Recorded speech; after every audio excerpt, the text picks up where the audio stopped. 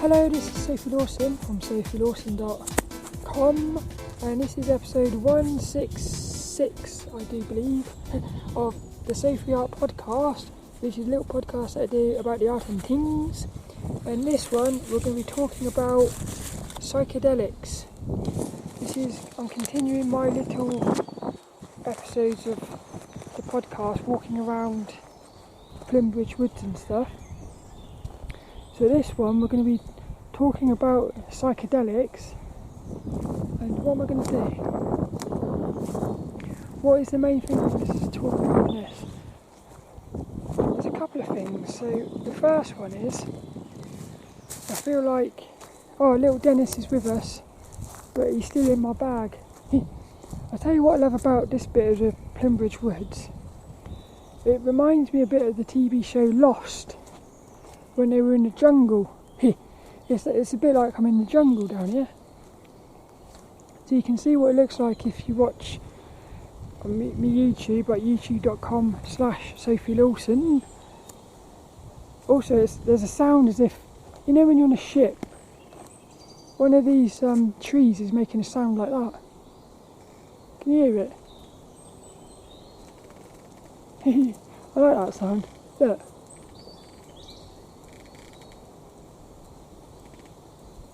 How cool is that? So psychedelics. The first thing is, I believe psychedelics are one of the most... What? That sound is crazy. Is that actually a bird? Or a tree? One very strange sound, that. Imagine walking around the woods in the middle of the night with all sounds like that going on. I think that'd be a little bit scary, that. I wouldn't mind setting fire to something down here. It's all dry wood. I think the whole forest would go up. I do like fire. I find fire fascinating, I do. Yeah, a bit like psychedelics, you've got to light them up. So I feel like psychedelics are super powerful, which is why I think they've been suppressed. Because there is definitely some sort of corruption going on in this world, on this earth. I'm convinced of that.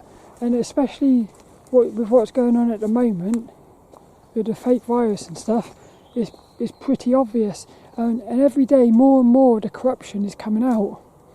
So I feel like the psychedelics were purposely demonised to stop people from finding out their true power. So for years I always thought, well, I don't know what I thought. I never really, I don't know what I thought, but I'd always promised my dad I wouldn't do psychedelics. And then what happened was, when I got into lucid dreaming and stuff, I suddenly started to realise the power of the mind, really. And then I started looking into the ancient past, and what you realise is all the ancient civilizations, and even like Jesus and the Bible, if you go through the Bible, there's references to the psychedelics and stuff.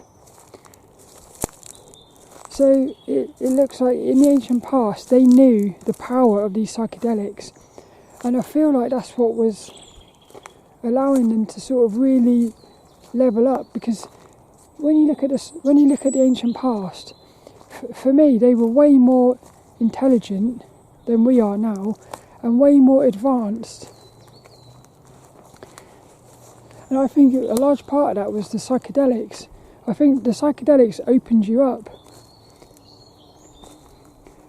And for me, it's like a what I think is lucid dreaming. When you're in the dream realm, I feel like the dream realm and the psychedelic realm is the same place. The difference is, in the dream realm, you've got control about whether you come out of it or not. In a lucid dream, you have the ability to sort of interact with it with your conscious instead of just using your subconscious.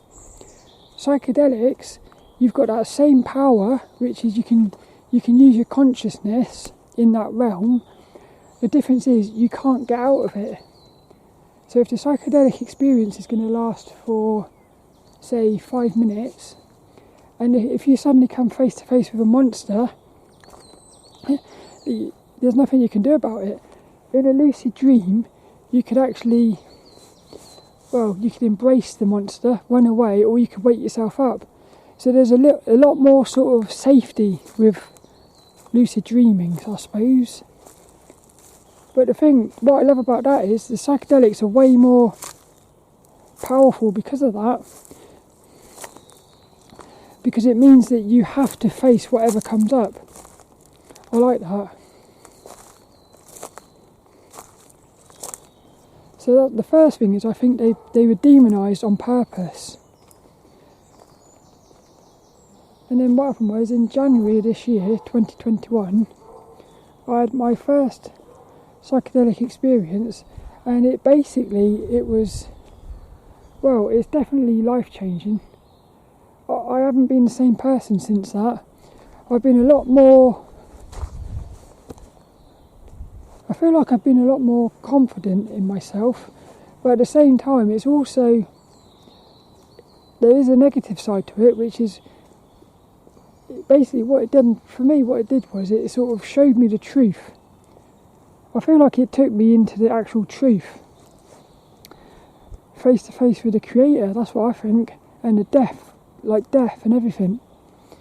And but the thing is, it showed me the truth of this reality, which is a positive and a negative. It's positive because you realise that you're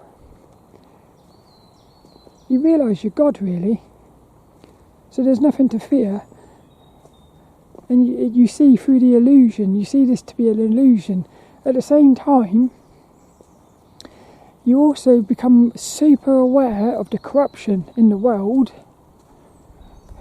which is a negative thing. See, for me, the psychedelics has been a sort of a positive and a negative. But even the negative is a positive, because the negative is you sort of become super sensitive to the corruption in the world, I suppose. And you see all the sort of sadness and suffering. But the funny thing is, you know it's all an illusion. That's quite funny, that. Right, the other thing is, it still feels super real.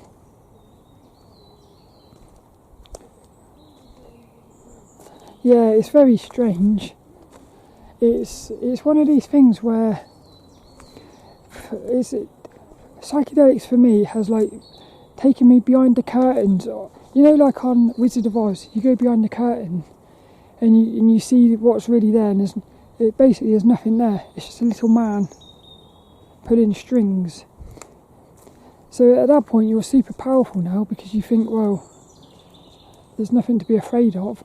The thing is though, you're still inside of the reality or the illusion, and it still feels super real.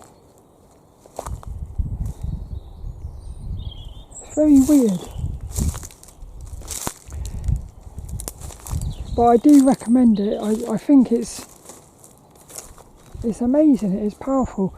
So I know somebody who does quite a lot of these psychedelics, and they've been, one of the things I want to do, what I haven't done this yet, I want to meet an entity, because what they say is in the psychedelic realm, very often, especially on mushrooms, and well, apparently DMT, but when I did DMT I didn't see any entities. But apparently there's these entities you can interact with. I'm fascinated for that. I'd love to interact with these entities, because like I said, in a lucid dream or even in an out of body experience, you can interact with these entities. But if you get too much emotion, if you get too scared or too excited, you're going to wake up. In a psychedelic experience, you interact with these entities, you won't, if you get super excited, you won't wake up, which is a good thing. But also if you get super scared, you wouldn't wake up either.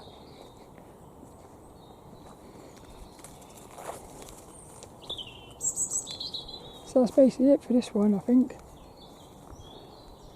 I find it very telling that all of the ancient civilizations, all of them, regarded psychedelics as like powerful. They even called them medicine, psychedelic medicine. That's what I mean.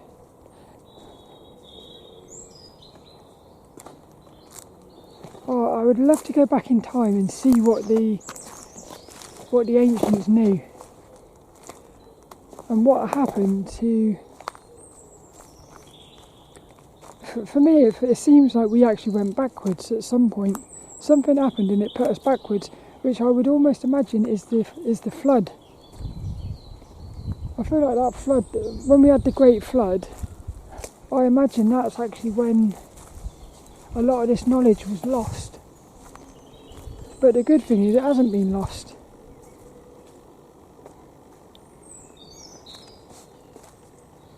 As I've said before, you can't hide the truth. The truth's cool, it always finds a way. Oh, I don't know what I've done with me old little camera. I think I'd zoomed right in or something there. It's quite funny.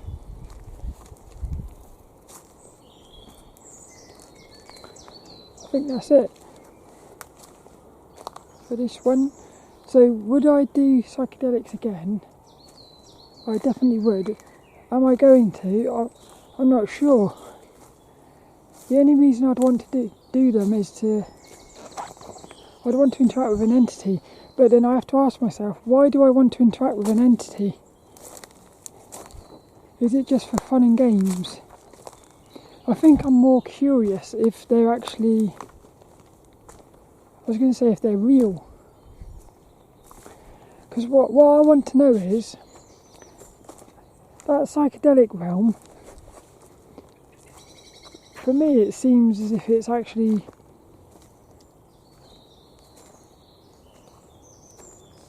reality. So when I had my little psychedelic experience, I got the massive impression that this thing we're inside of is an illusion, which is what I've also been getting from my lucid dreams. That we are basically inside of a dream, an illusion, which you could also call a virtual reality. And I think the psychedelic realm is actually more real. So I wonder whether that's actually base reality. Very interesting.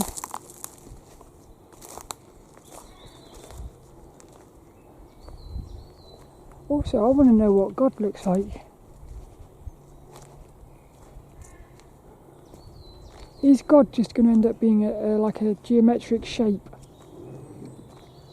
Because that's something else you see in these psychedelics. When I had I didn't see anything. There was no visuals. I feel like I was in the void. The place of pure possibility.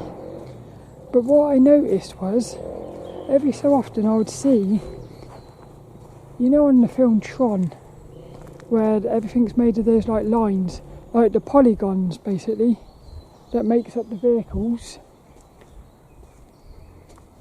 I had these moments where inside of the darkness I could see very faint lines of the polygons, as if I got the sense what I was looking at was the probability of something being created inside of the void. So then I started wondering, what is God going to look like? Or what is it? Because if the void is the place of pure creation and the void is nothingness, then that means that the God would be nothingness.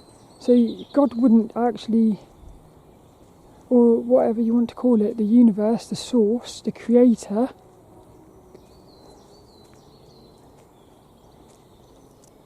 how can the creator be something inside of the void? So then it has to be outside of the void. But if it's outside of the void,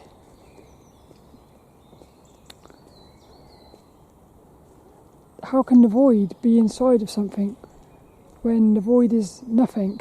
Do you see what? That's weird, isn't it?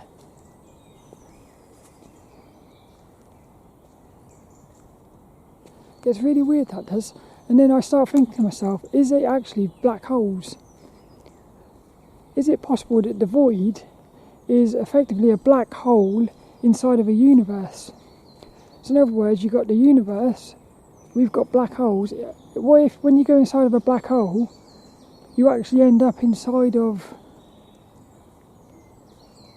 like a universe? So you end up, and then that inside of that universe would be black holes, which would have, inside of those would be universes. You end up with never-ending universes inside of themselves via black holes. And these black holes could just be voids.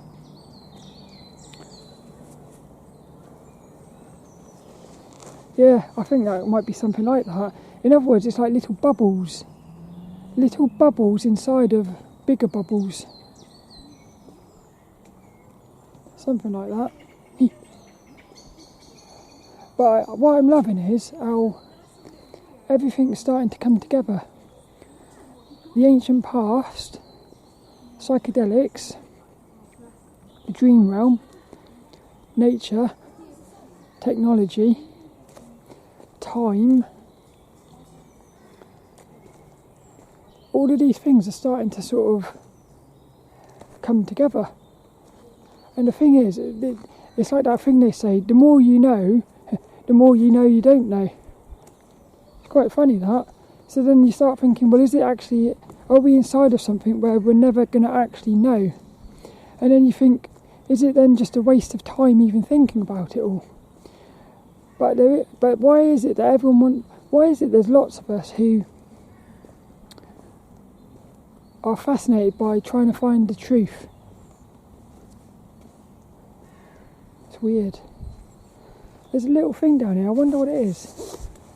Inside of the ground is like a little, don't know, I reckon it looks like something that water comes out of. Basically that's it for this one. I hope you enjoyed that. Talking about psychedelics. Oh, I'll tell you something else as well. I'm getting into psychedelic art. I'm noticing a lot of it in the Imagine FX magazines, and I really like it. And I do think to myself, psychedelics, the psychedelic realm and the dream realm is the perfect playground for creating art. That's what I think. So even the art starts coming into it now. Quite cool. We might just be inside of a massive painting. Maybe that's what's going on here. Yeah, the void is just a massive canvas. That'd be cool as well. We're inside of a painting. I'd love that.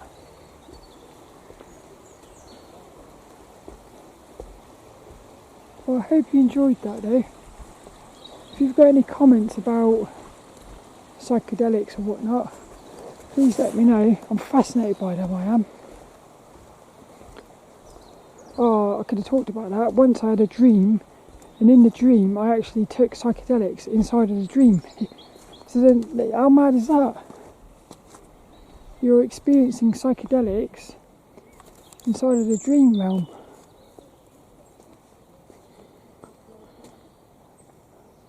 Crazy. But I'll see you later for another. Oh, this is another thing. So I've just looked up at the sky and I can see the moon. It's about 1 o'clock or 1 or 2 o'clock in the afternoon, and I can see the moon. And I thought to myself, I've tried to wrap my head around this. How is it possible you can see the moon during the day so the sun is up on one side, the moon's up right next to it? How is that possible when the moon is supposed to be... The moon's supposed to be... I can't work it out. The moon... How can the moon and the sun be in the sky at the same time? Because on the other side of the earth, does that not mean that there's going to be no moon for the other side of the earth? And also, when you look at it, when you look at the moon during the day, if you see it, it looks very much like a hologram to me.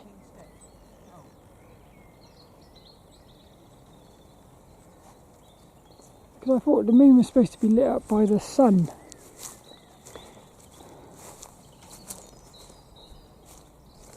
That's weird, that is, to me, that is.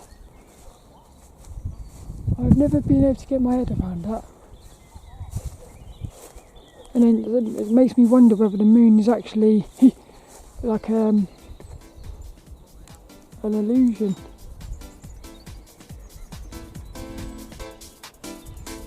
Interesting. I'll see you later for another one there. Here, doggy. Doggy.